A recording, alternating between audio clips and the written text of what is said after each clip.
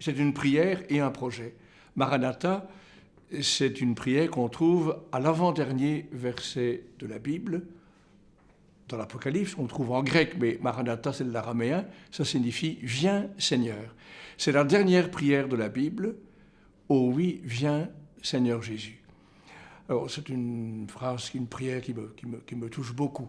Et donc, j'ai voulu donner ce nom-là à ce projet parce que notre projet, c'est de prier ensemble pour la guérison du cœur humain.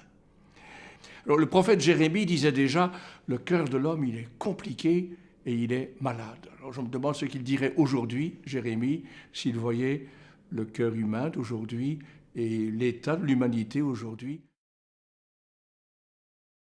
Cette idée m'est venue conjointement avec une dame qui est croate d'origine et qui travaille beaucoup à Medjugorje.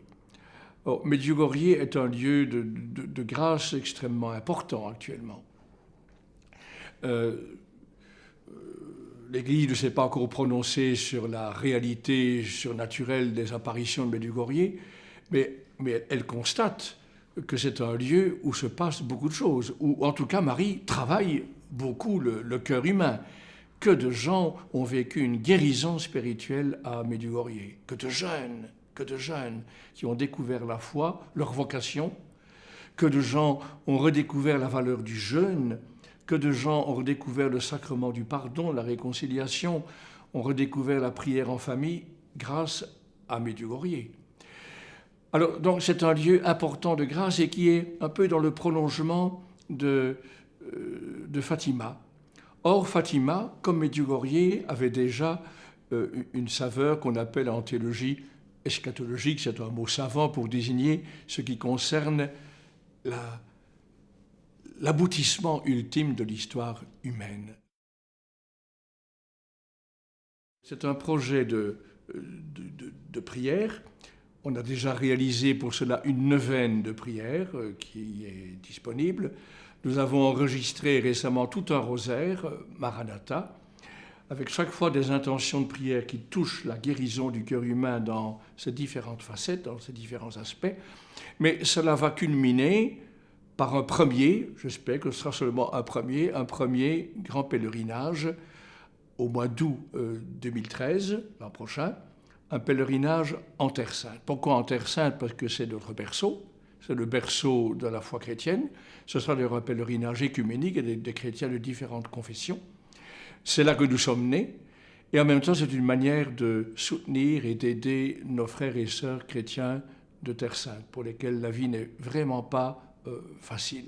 Et là où nous sommes nés, nous voudrions ensemble prier, jeûner, intercéder, nous engager, faire preuve de solidarité afin qu'ensemble nous collaborions à la guérison de notre propre cœur et la guérison de l'humanité. D'ailleurs, il y aura 3 grands jours de prière, d'intercession, de jeûne pour la guérison de l'humanité.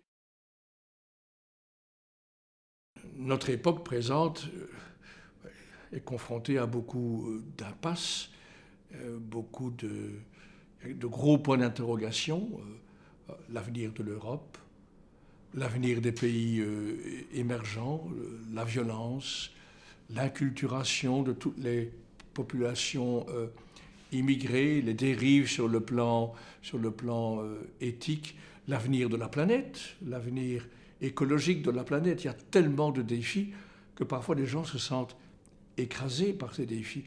Et notre conviction, c'est que la solution de ces défis passe de manière centrale par la conversion du cœur. Elle s'adresse à des chrétiens, qu'ils soient orthodoxes, catholiques ou protestants ou anglicans. Ce ne sera pas une entreprise franco-belge, hein, ce sera une entreprise plus large, donc ce sera international, donc on y parlera plusieurs langues. Une entreprise écuménique, mais ça s'adresse ça ne s'adresse pas uniquement à un public sélect, à un public choisi.